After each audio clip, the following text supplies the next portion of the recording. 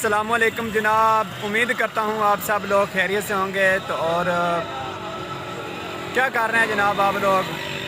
मैं तो इस वक्त बैठा हूँ फारिग, बिल्कुल वेला। सानू कोई काम कार तो है कौन, अज बस एवं से बैठे सी बेली गल्लां कर रहे से। माजू भाई है, तैयब भाई है जनाब, बूटा साहब खड़े ने, देखो तुम लकड़ा कंघा माम तो लैके आ गया। तो सानू अज काम को मुकाने कोई भी, तो वैसे असी आखा चलो झट गप शप कर लीए। बैग है पिछे बिल्ली की गड्डी खलोती है, पिछे बुमन छड़ है जनाब, तुम वेखो सवार के। और ट्रैक्टर जा रहा है, तुम शायद नज़र नहीं आ रहा ना, मैं तुम विखा दिता है। ओ सामने रक्षा खला है, ओ सामने जूस वाला जनाब। है जनाब दुकान चल रही है, सारे बंदे वेले बैठे ने, दुकान च कोई शह खुदा ही को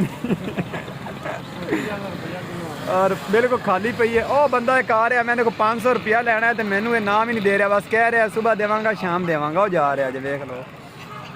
ओ जनाब बैठे ने नाना वाले, ए बंदा पैसे आदे लवन जा रहा उधारे ये नहीं दे रहा, समझ नहीं आ रही। और सामने धूनी लगी हुई जी साड़ी अखा के पै रही है, एंड होया खलोता, साढ़े को बैठा नहीं जा रहा। अड्डा बिल्कुल सुनसान है पे। और सामने देखो तुम सवारियां खलोतियां ने, दो बंदे खलोते नाल, पर दो बुढ़िया खलोतियां ने, जोड़ा जोड़ा। बस नहीं आ रही फिर चक्कन वास्ते, तुम वेखते रह जे गड्डियां रेंट पे कराने ने।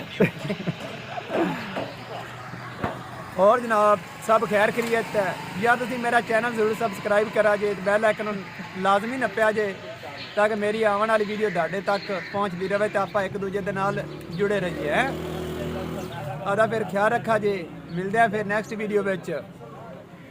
अल्लाह हाफिज़।